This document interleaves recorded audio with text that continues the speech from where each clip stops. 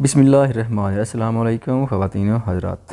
آج ان کی مصر کی فلائٹ تھی اور وہ بہت ایکسائٹڈ تھی۔ پچھلے دن اس نے پیکنگ کر لی تھی، کبھی کچھ بھول جاتی تھی اور کبھی کچھ۔ اس کے باپ کے پاس اتنا پیسہ تھا کہ چاہتی تو ہر مہینے ورلڈ ٹور پہ جاتی، مگر وہ قسمت کہ جب وہ خرچ کرنے کے قابل ہو تو ایک غیر عورت کے کہنے پہ اس کو گھر سے نکال دیا گیا اور وہ کچھ نہ کر سکی۔ اب وہ اپنے بال پہ کچھ بن کے ان کے سامنے جانا چاہتی تھی۔ جب سے امریکہ آئی تھی اس نے باپ کے ساتھ کوئی رابطہ نہیں کیا تھا تاکہ ان کو احساس ہو کہ انہوں نے غلط کیا، مگر ان کی طرف سے کوئی رابطہ کرنے کی کوشش نہیں کی گئی تھی، جبکہ ان کے بہت سارے لنکس تھے پورے امریکہ میں۔ خیر وہ سب باتیں بھول کر اپنی تیاری میں مگن تھی۔ حاتم اس کو غور سے دیکھ رہا تھا کہ کیسے گنگناتی پھر رہی تھی۔ 2 دن پہلے سے ہی پیکنگ کر رہی تھی، کبھی کچھ رکھتی اور کبھی کچھ نکالتی۔ وہ بس غور سے اس کے کام دیکھ رہا تھا۔ وہ نہیں جانتا تھا کہ وہ لوگ کہاں اور کیوں جا رہے ہیں، وہ بس اتنا جانتا تھا کہ وہ ایک دوسری دنیا دیکھنے آیا ہے اور یہ لڑکی اسے اس دنیا کی سیر کروانے جا رہی ہے۔ یہ بات اسے نہیں بتائی گئی تھی کہ وہ لوگ ان پتھروں کے چکر میں ہیں جو اس کے لباس میں لگے ہیں، اور اس دنیا میں بہت قیمتی، کیونکہ اس دنیا میں تو ان چمکدار پتھروں کی بس اتنی اوقات ہے کہ ان کو لباس، تاج اور تخت وغیرہ کی سجاوٹ کے لیے استعمال کیا جاتا تھا۔ اس لیے وہ تیار ہو کے پرسکون سے بیٹھا علیزے کے چکر دیکھ رہا تھا، جو وقت سے پہلے تیار ہو کے بیٹھ گئی تھی اور اسے بھی تیار کروا دیا تھا۔ شام 5 بجے کی فلائٹ تھی اور ابھی 2 بجے تھے۔ وہ لوگ چونکہ گورنمنٹ کے اسپیشل گیسٹ تھے، اس لیے وہ سرکاری گاڑی نے پک کر کے آدھا گھنٹہ پہلے سیدھا جہاز کے پاس چھوڑنا تھا، مگر یہ بات علی میڈم کو کون سمجھائے کہ اتنی دیر پہلے تیار ہو گئے تو تیاری بھی پرانی ہو جائے گی۔ خیر اللہ اللہ کر کے ٹائم گزرا اور وہ لوگ چیکنگ کے کسی بھی مرحلے سے گزرے بغیر سیدھے جہاز کے پاس جا کے اترے تھے۔ ایئرپورٹ کے عملے نے وہاں ہی ان سے سامان لے کر رکھوا دیا تھا اور ان کے پاسپورٹ بھی، ایمبیسی کی سٹیمپ بھی وہاں کھڑے ہی لگا دی گئی تھی۔ ٹیک آف کے ٹائم تو ان کی سینسی چھوٹ گئی تھی۔ وہ لوگ فرسٹ کلاس کے کیبن میں تھے اور علیزہ چونکہ مصر جانے کی خوشی میں ٹھیک سے سوئی بھی نہیں تھی، اس نے تو ٹیک آف سے پہلے آرام سے کروٹ بدلی اور سرزمین مصر کے خواب بننے کی تیاری کرنے لگی۔ ابھی اسے آنکھیں بند کی ذرا سی دیر ہوئی تھی اور جہاز نے رن وے پہ دوڑنا شروع کیا ہی تھا کہ کوئی چیز دھم سے اس کے اوپر آ گری۔ وہ ہڑبڑا کے اٹھی، دیکھا تو حاتم ڈرا سہما اس کے اوپر گرا، آنکھیں پھاڑ کے اسے دیکھ رہا تھا۔ اس نے اٹھتے ساتھ اسے دھکا دیا اور وہ دھڑام سے کیبن کے فرش پہ جا گرا۔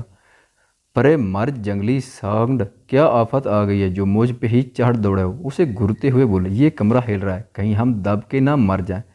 وہ گھگیاتا ہوا بولا، واہ میرے جنگلی شیر، بس ہوا نکل گئی۔ ابھی کل پتہ نہیں کون مجھے بتا رہا تھا کہ میں اکیلے ہاتھی کا شکار کر لیتا ہوں۔ ہاں کیا یہاں اس دنیا میں بھی کوئی ہے میرے جیسے؟ وہ ایکسائٹڈ ہو کے بولا، بدھو میں تمہاری ہی بات کر رہا ہوں۔ میری بات کب کی؟ تم تو کسی کی بات کر رہی تھی۔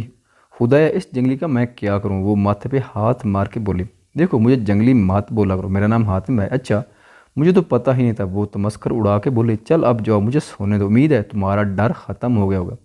کیا مطلب؟ وہ حیران ہوا، کیا تم نے اس لیے مجھے باتوں میں لگایا تھا تاکہ میرا ڈر ختم ہو جائے؟ ہاں یہ کمرہ اب کیوں نہیں ہل رہا؟ اف سونے دو، اٹھ کے بتاؤں گی۔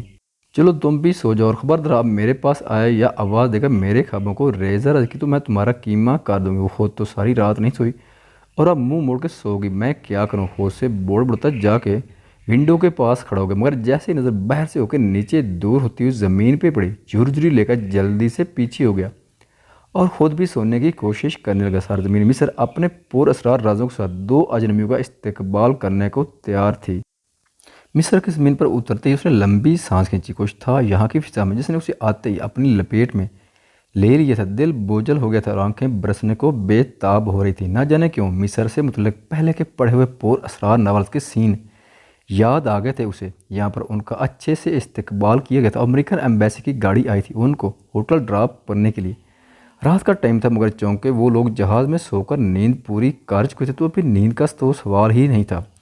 کار کے مشہور ہوٹل ریڈیسن بلو میں ان کے لیے 4تھے فلور پر شاندار سویٹ بک کیا گیا تھا جس میں دونوں کو الگ الگ بیڈ رومز ملے تھے۔ حاتم تو یہاں کر حیران تھا ہی، مگر خود علیزہ بھی مسحور ہو رہی تھی۔ گراؤنڈ فلور پہ ڈائننگ ہال کے ساتھ ہی ڈانسنگ کلب اور بار بھی تھا۔ وہ دونوں کھانا کھانے کے لیے نیچے آئے تو انہیں دیکھتے ہی لڑکے لڑکیوں کا جم گھنٹہ لگ گیا تھا ان کے پاس۔ وہ لوگ حاتم کو ٹی وی پر دیکھ چکے تھے۔ وہ لوگ کچھ عربی اور کچھ انگلش میں سوال کر رہے تھے۔ حاتم تو کنفیوز ہو گیا تھا۔ پھر علیزہ نے ہی ان سب کو انگلش میں بتایا کہ یہ آپ لوگوں کی زبان نہیں سمجھتا، پلیز اسے پریشان نہ کریں، ہم لوگ ابھی کچھ دن یہاں ہی ہیں، بعد میں آئیں۔ ان لوگوں سے جان چھڑوا کے وہ لوگ جلدی جلدی کھانا کھا کے اٹھنے لگے تھے، جب ایک آدمی حاتم کے پاس اور جھک کر سلام کر کے پھولوں کا بوکے پکڑا کے فوراً لوٹ گیا۔ حاتم حیران کو کبھی پھولوں کی طرف اور کبھی علیزے کی طرف دیکھ رہا تھا۔ الو کی دو، میرا منہ کیا دیکھ رہے ہو؟ اندر کارڈ رکھا ہوا ہے، وہ نکال کے ادھر دو مجھے۔ اس نے کارڈ نکال کے علیزے کی طرف بڑھایا، اس پہ عربی میں چند الفاظ لکھے ہوئے تھے: مرحبا فی مصر یا حبیبی، بکرا اشرا باللیل، ملکہ سیانہ مصر میں خوش آمدید میرے پیارے، کل رات 10 بجے ملتے ہیں۔ ملکہ سیانہ میں تو سمجھے کہ کسی فین نے بھیجا، مگر یہ تو تمہاری کوئی پرانے زمانے کی ملکہ لگ رہی ہے۔ علیزے نے اس کا مذاق اڑاتے ہوئے کارڈ پھولوں میں واپس رکھ دیا اور اٹھ گئی۔ حاتم نے گلدستہ وہاں ہی چھڑا اور اس کے پیچھے چل دیا۔ ان کی آنکھوں سے اوجھل ہونے تک کسی نے غضب بھری نظروں سے ان دونوں کو ساتھ ساتھ چلتے ہوئے دیکھا تھا۔ اگلے دن دونوں نے ناشتے کے بعد گھومنے جانے کا پروگرام بنایا تھا۔ ایمبیسی کی گاڑی کو اس نے منع کر دی تاکہ وہ لوگ ٹیکسی پہ آرام سے گھوم پھر کے آرام وغیرہ دیکھ سکیں۔ ہوٹل کے ریسیپشن پہ کال کر کے علیزے نے وہاں سے سارے دن کے لیے کیب بک کروا لی تھی۔ کیب والا بھی کوئی 50 سالہ پٹھان تھا اور اردو بولنا جانتا تھا۔ ہوٹل والوں نے اسی سے علیزہ لوگوں کے لیے مخصوص کر دیا تھا۔ علیزے کو بہت اچھا لگا تھا، وہ ڈرائیور اپنے کام سے کام رکھنے والا تھا۔ بس ایک بار اس نے پوچھا تھا کہ وہ لوگ کہاں جانا چاہتے ہیں اور علیزے کو بتانا پہ کہ وہ لوگ گھومنے آئے اور انہیں کسی خاص جگہ کا نہیں پتا، سو وہ خود ہی ان کو لے کے چل پڑا تھا۔ حاتم ٹوٹی پھوٹی اردو بول کے الٹے سیدھے سوال کر کے ڈرائیور کا سر کھا رہا تھا اور وہ بھی خندہ پیشانی سے ہانس ہنس کے جواب دے رہا تھا۔ ڈرائیور نے پہلے تو کہرا کا مین بازار دکھایا تھا انہیں، جہاں گول چکر کے پاس چھوٹے چھوٹے ٹھیلوں والے بڑی دکانوں کے آگے اپنی چھوٹی چھوٹی دکانیں لگا کے بیٹھے ہوئے تھے۔ صبح کو وقت ہونے کی وجہ سے سیاحوں کا اتنا رش نہیں تھا، اس لیے وہ لوگ آرام سے وہاں پھرنے لگے۔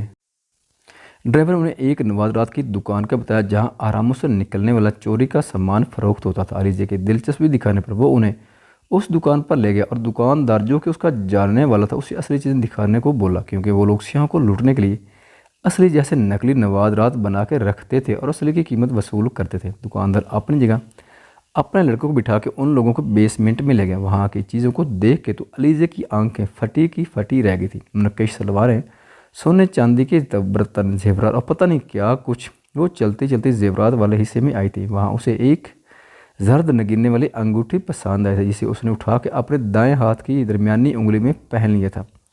انگوٹھی پہنتے ہی اسے ایسے لگا تھا جیسے ایک پل کی اس کے نگینے میں کوئی شعلہ سا چمکا ہو، مگر اس نے وہم سمجھ کر اگنور کر دیا۔ اس نے اس انگوٹھی کی قیمت پوچھی تو اسے ایسا لگا جیسے دکاندار سراسیمہ ہو گیا۔ وہ سہم کر بولا، میڈم یہ انگوٹھی کہاں سے ملی ہے آپ کو؟ ادھر اس ریک میں تھی۔ کتنی کی ہے؟ میڈم آپ یہ انگوٹھی نہ لیں، کوئی اور چیز پسند کر لیں، یہ منحوس ہے۔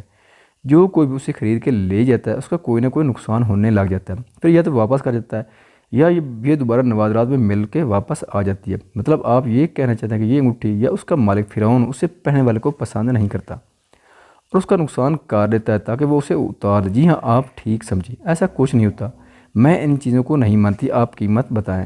نہیں میڈم، میں اس کے پیسے نہیں لوں گا، جو بھی چیز چاہے خرید لے۔ علیزے نے کچھ اور بھی چیزیں لیں اور حاتم کو ایک منقش خنجر پسند آیا تھا۔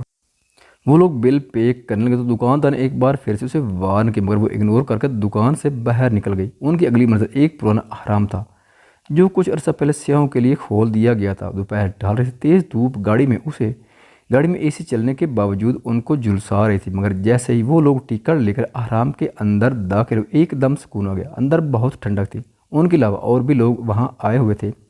وہ لوگ گائیڈ کے ساتھ ان بھول بریوں میں چلتے جا رہے تھے اور وہاں وہ انہیں انگلش میں اس فرعون کی تاریخ بتا رہا تھا۔ علیزے کو اس تاریخ میں کوئی دلچسپی نہیں تھی۔ وہاں وہ ادھر ادھر دیکھ رہی، تب بھی اسے احساس ہوا کہ حاتم اس کے ساتھ نہیں ہے۔ اس سے پہلے کہ وہ کسی سے اس کے بارے میں پوچھتی، ایک دل دہلا دینے والی چیخ نے سب کو اپنی طرف متوجہ کر لیا۔